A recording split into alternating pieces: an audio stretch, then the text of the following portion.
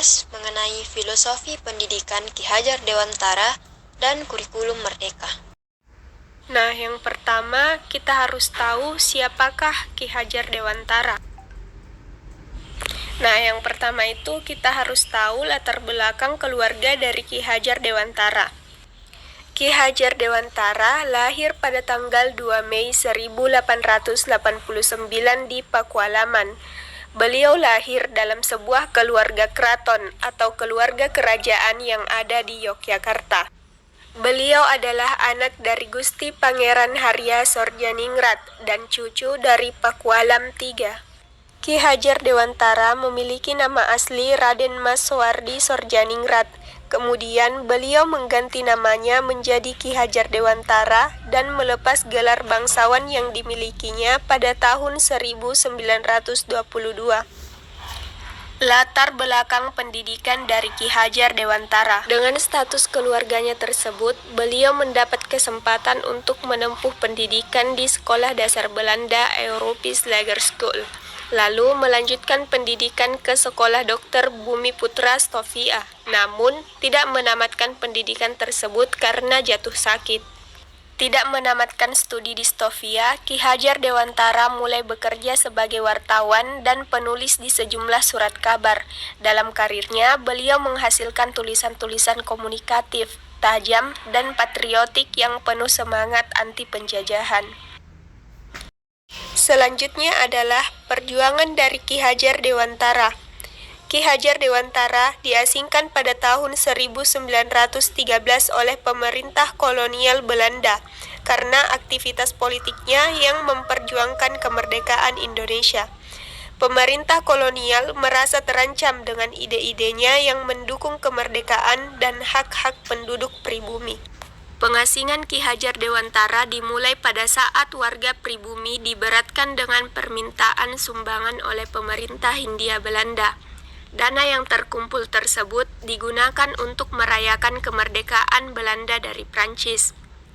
Kebijakan Hindia Belanda ini sangat menyinggung perasaan rakyat Indonesia, karena mereka merayakan kemerdekaan di atas tanah bangsa yang mereka rebut kemerdekaannya dengan meminta dana oleh rakyat yang kemerdekaannya terebut. Hal ini yang memicu reaksi kritis dari Ki Hajar Dewantara. Ia menuangkan kritik terhadap pemerintah Hindia Belanda lewat dua tulisan. Tulisan yang pertama, seandainya saya seorang Belanda.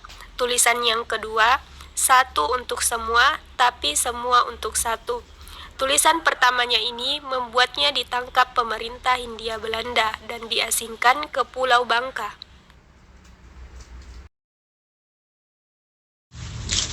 Pandangan filosofis Ki Hajar Dewantara tentang pendidikan. Ki Hajar Dewantara atau Soewardi Sorjaningrat memiliki pandangan filosofis yang kaya dan mendalam tentang pendidikan. Salah satu konsep utamanya adalah tuturi handayani, yang secara harfiah berarti menyerahkan tongkat ilmu atau mengayuh perahu kehidupan. Filosofi ini menekankan pentingnya pendidikan sebagai sarana untuk memberdayakan individu agar mampu menghadapi tantangan kehidupan. Dewantara juga menekankan pentingnya pendidikan yang membebaskan, yang tidak hanya mengajarkan keterampilan akademis, tetapi juga membantu individu memahami diri mereka sendiri dan masyarakat di sekitarnya. Dia juga memperjuangkan pendidikan yang berlandaskan pada nilai-nilai kemanusiaan, seperti kesetaraan, keadilan, dan persaudaraan. Pandangan Dewantara tentang pendidikan juga mencakup gagasan tentang pendidikan sebagai sarana untuk memperkuat identitas nasional dan memperbaiki kondisi sosial. Dia percaya bahwa pendidikan harus mempersiapkan generasi muda untuk menjadi warga negara yang bertanggung jawab dan penuh semangat untuk membangun bangsa. Dengan demikian, pandangan filosofis Ki Hajar Dewantara tentang pendidikan menempatkan pendidikan sebagai instrumen utama. Apa itu kurikulum merdeka? Kurikulum merdeka adalah kurikulum dengan pembelajaran interkurikuler yang beragam di mana konten akan lebih optimal agar Peserta didik memiliki cukup waktu untuk mendalami konsep dan menguatkan kompetensi. Guru memiliki keleluasan untuk memilih berbagai perangkat agar sehingga pembelajaran dapat disesuaikan dengan kebutuhan belajar dan minat peserta didik. Bagaimana sih kurikulum merdeka itu? Kurikulum merdeka itu yang pertama lebih sederhana dan mendalam. Kurikulum merdeka lebih berfokus pada materi yang esensial dan pengembangan kompetensi peserta didik pada fasenya. Proses pembelajaran diharapkan menjadi lebih mendalam, bermakna, tidak terburu-buru dan menyenangkan. Dengan materi ajar yang sesuai dengan fase pertumbuhan anak didik, maka mereka akan bisa menikmati sekaligus menganggap materi ini dibutuhkan karena sesuai dengan pengalaman atau hal-hal yang mereka alami. Yang kedua, lebih merdeka. Kurikulum merdeka tampil lebih simpel terutama bagi peserta didik jenjang SMA, di mana tidak ada program peminatan di SMA sehingga peserta didik memilih mata pelajaran sesuai minat, bakat, dan aspirasinya. Guru juga nantinya bisa mengajar sesuai tahap capaian dan perkembangan peserta didik dalam setiap pertemuan maupun semester. Sekolah pun memiliki kewenangan untuk mengembangkan dan mengolah kurikulum pembelajaran sesuai dengan karakteristik satuan pendidikan dan peserta didik. Yang ketiga, lebih relevan dan interaktif. Pembelajaran berbasis materi maupun teori dengan ruang belajar seperti di kelas memberikan pengalaman yang sempit bagi anak didik. Kurikulum merdeka menawarkan beragam kegiatan proyek yang memberikan kesempatan lebih luas kepada peserta didik untuk secara aktif mengeksplorasi isu-isu aktual, misalnya isu lingkungan, kesehatan, dan lainnya untuk mendukung pengembangan karakter dan kompetensi profil pelajar Pancasila. Mengapa sih harus kurikulum merdeka? Yang pertama, relevansi dengan kebutuhan zaman. Kurikulum merdeka didesain untuk lebih mengakomodasi perkembangan teknologi dan dinamika sosial ekonomi yang cepat.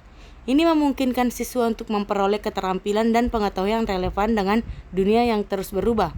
Yang kedua, pengembangan keterampilan abad ke-21.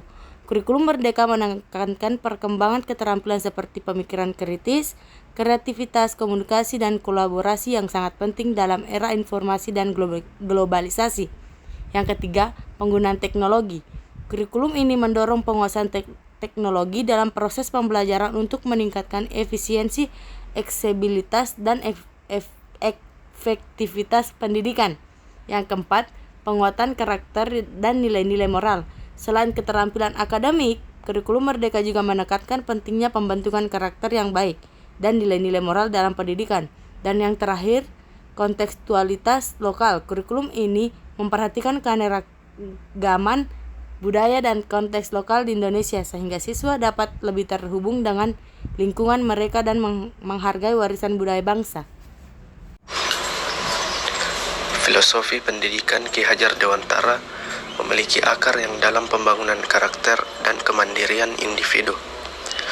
Beliau menekankan konsep ingarso sung talada, ing madia mangunkarso tuturi handayani, yang berarti di depan memberikan contoh, di tengah membangun semangat, di belakang memberikan dorongan. Konsep ini menggambarkan peran guru sebagai teladan utama dalam proses pendidikan, yang harus memberikan inspirasi, semangat, dan dukungan kepada siswa untuk tumbuh dan berkembang secara optimal. Dalam konteks kurikulum merdeka, pendekatan ini berarti guru tidak hanya menjadi pengajar, tetapi juga fasilitator yang membantu siswa menemukan potensi mereka sendiri dan mengembangkannya. Selain itu, Ki Hajar Dewantara menekankan pentingnya pendidikan yang memperhatikan keberagaman dan kebutuhan individual siswa.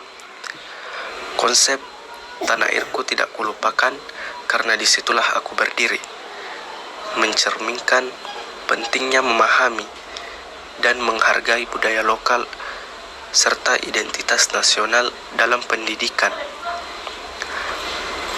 Dalam kurikulum merdeka, hal ini tercermin dalam pengakuan akan keberagaman budaya dan nilai-nilai lokal sebagai bagian integral dari pembelajaran. Selain itu, Ki Hajar Dewantara juga menekankan pentingnya kemandirian dan kepemimpinan dalam pendidikan. Konsep tuturi handayani menunjukkan pentingnya memberikan dukungan kepada siswa untuk menjadi mandiri dan mengambil tanggung jawab atas pembelajarannya sendiri. Dalam kurikulum Merdeka, hal ini tercermin dalam penekanan pada pengembangan keterampilan hidup atau life skill dan pembelajaran berbasis proyek yang mendorong siswa untuk mengambil inisiatif dan memimpin dalam proses pembelajaran mereka. Filosofi pendidikan Ki Hajar Dewantara yang juga dikenal sebagai pendekatan taman siswa memiliki relevansi yang sangat penting dalam konteks kurikulum Merdeka. Ki Hajar Dewantara adalah tokoh pendidikan Indonesia yang mengadvokasi pendidikan yang berfokus pada pengembangan manusia secara holistik, tidak hanya pada aspek intelektual, tetapi juga moral, emosional, dan fisik.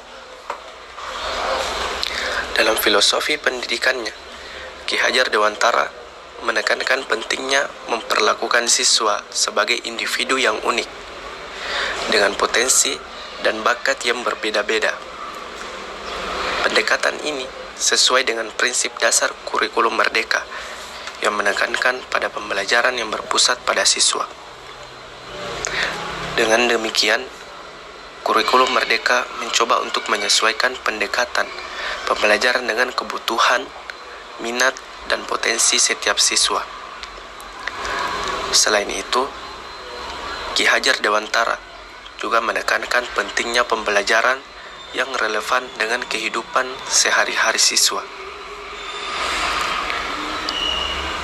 Pendekatan ini sejalan dengan konsep kurikulum Merdeka yang menekankan pada pembelajaran kontekstual, di mana materi pembelajaran disesuaikan dengan konteks sosial, budaya, dan lingkungan tempat siswa tinggal.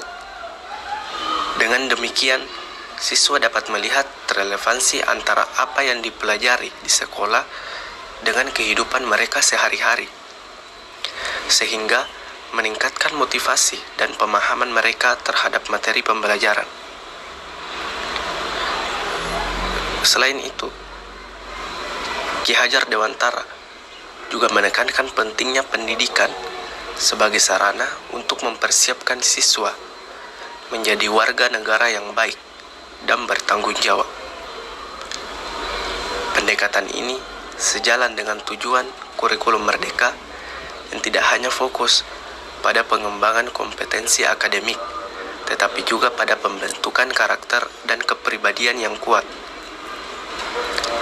Dengan demikian, kurikulum Merdeka berusaha untuk menciptakan lingkungan pembelajaran yang mempromosikan nilai-nilai seperti kejujuran, toleransi, kerjasama, dan tanggung jawab sosial. Secara keseluruhan, filosofi pendidikan Ki Hajar Dewantara memberikan dasar yang kuat bagi implementasi kurikulum Merdeka. Pendekatan yang berpusat pada siswa, relevansi dengan kehidupan sehari-hari, dan berorientasi pada pembentukan karakter sesuai dengan nilai-nilai Pancasila. Semuanya merupakan prinsip-prinsip yang terkandung dalam kurikulum Merdeka. Oleh karena itu, dengan menerapkan filosofi pendidikan Ki Hajar Dewantara, diharapkan kurikulum Merdeka dapat menciptakan pembelajaran yang lebih bermakna, relevan, dan berdampak positif bagi perkembangan siswa, yang menempatkan pembangunan karakter, keberagaman, kemandirian, dan kepemimpinan sebagai fokus utama dalam pendidikan yang holistik dan inklusif. Selanjutnya adalah relevansi aliran filsafat dengan pemikiran Ki Hajar Dewantara. Kita akan melihat apakah ada keterkaitan antara pemikiran Ki Hajar Dewantara dengan aliran filsafat saat ini. Filosofi pendidikan Ki Hajar Dewantara dalam kurikulum Merdeka. Filosofi pendidikan Ki Hajar Dewantara memiliki akar yang dalam dalam pembangunan karakter dan kemandirian individu. Beliau menekankan prinsip ing ongoro sung tulada, ing madya mangun karso, tut wuri handayani, yang berarti di depan memberikan contoh, di tengah membangun semangat, di belakang memberikan dorongan. Yang pertama adalah aliran Prenelisme, relevan dengan pemikiran Ki Hajar Dewantara dalam menjunjung tinggi nilai-nilai kebangsaan dan budaya Indonesia.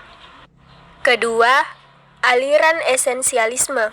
Meskipun pemikiran Ki Hajar Dewantara lebih menekankan pada pembelajaran yang holistik dan inklusif, namun konsep pembelajaran inti tetap relevan dengan upaya memperkuat dasar pendidikan. Yang ketiga, aliran Progresisme, yaitu relevan dengan pemikiran Ki Hajar Dewantara dalam membangun pendidikan yang berbasis pengalaman, aktif, dan kreatif, serta menekankan pentingnya pembelajaran yang menumbuhkan kepribadian dan kebebasan individu. Yang keempat, aliran Konstruktivisme, yaitu relevan dengan pemikiran Ki Hajar Dewantara dalam menekankan pentingnya pendidikan yang menyesuaikan dengan perkembangan dan kebutuhan individu, serta membangun pengetahuan. Adapun kata-kata bijak yang dilontarkan oleh Ki Hajar Dewantara yaitu pengaruh pengajaran itu umumnya memerdekakan manusia atas hidupnya lahir, sedang merdekanya hidup batin terdapat dari pendidikan.